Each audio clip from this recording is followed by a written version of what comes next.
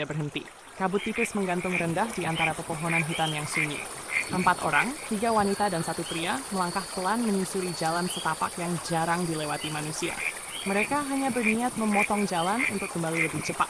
Tak ada yang menyangka, keputusan sederhana itu akan membawa mereka ke batas antara hidup dan dunia yang lain. Langkah kaki mereka bergema di tanah lembab. Lampu senter menari di batang-batang pohon yang menjulang tinggi. Udara terasa dingin, bukan karena malam, melainkan karena sesuatu sedang mengawasi. Salah satu wanita tiba-tiba berhenti.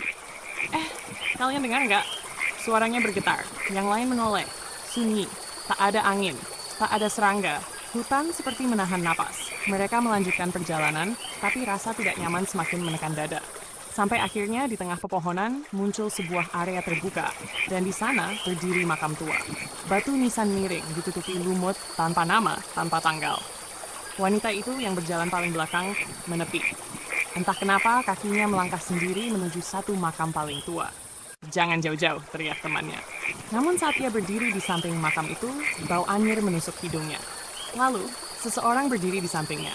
Berbaju putih, rambut panjang menutupi wajah, tak bergerak. Wanita itu menoleh perlahan dan jeritannya memecah hutan. Ia lari, tanpa menoleh, tanpa memanggil teman-temannya. Cabang-cabang pohon mencambuk wajahnya.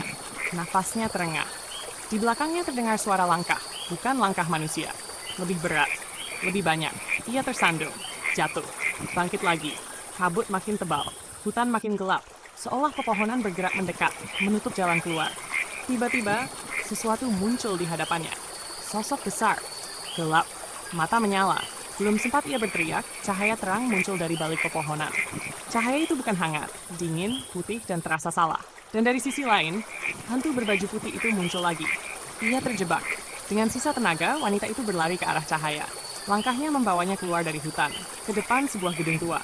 Bangunan besar, kusam, jendelanya pecah, pintunya terbuka sedikit, seolah menunggu. Tak ada pilihan. Ia masuk. Di dalam, udara dingin menyergap, lantai berderit. Lampu gantung berayun sendiri. Saat pintu menutup di belakangnya, semua pintu di gedung itu menutup bersamaan, terkunci. Lalu terdengar bisikan. Awalnya samar, kemudian jelas, memanggil namanya. Dari tangga, dari lorong, dari belakang telinganya sendiri. Pulang. Di sini. Sarah. Kabut hitam merayap di lantai. Satu demi satu, sosok-sosok muncul. Ada yang merangkak, ada yang melayang. Ada yang wajahnya rusak, matanya kosong, mulutnya terbuka terlalu lebar. Gedung itu bukan tempat perlindungan. Itu sarang. Wanita itu berlari sekuat tenaga. Entah bagaimana, satu pintu terbuka. Ia menerobos keluar, meninggalkan jeritan dan bisikan di belakangnya. Ia terus berlari, keluar hutan, masuk jalan raya yang sepi. Tak ada kendaraan, tak ada suara, hanya lampu jalan berkedip. Dan akhirnya, ia melihat sebuah kampung. Lampu rumah menyala redup. Rumah-rumah berjajar rapi, terlalu rapi untuk tempat terpencil seperti ini. Dengan sisa tenaga, ia masuk ke kampung itu dan jatuh pingsan. Saat ia sadar, ia berada di dalam rumah sederhana.